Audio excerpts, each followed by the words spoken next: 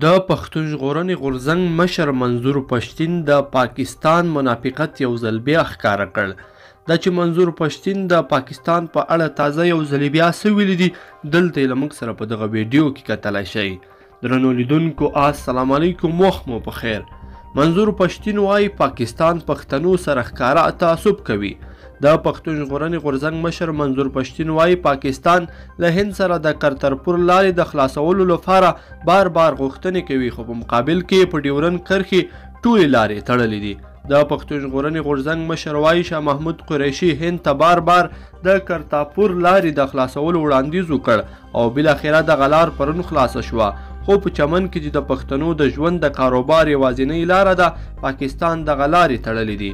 منظور پښتین زیاتوي پاکستان د چمن د پښتنو د دوامداره احتجاج باوجود هم دغلته ټولې کاروباري لارې تړلې ساتلې دي. څومره واضح تعصب کوي دا ریاست.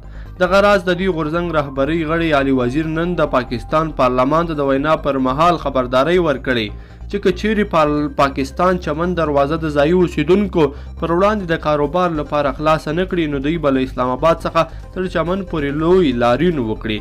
دغلته ځایي اوسیدونکي له لوږې نږدې یو میاشت کیږي چې د لارو د خلاصون لپاره لاریونونه روان دي او وخت ناوخت د پاکستاني ملیشو له لوري اعتراض کوونکي ګواښل شوي او ډبول شوي هم دي.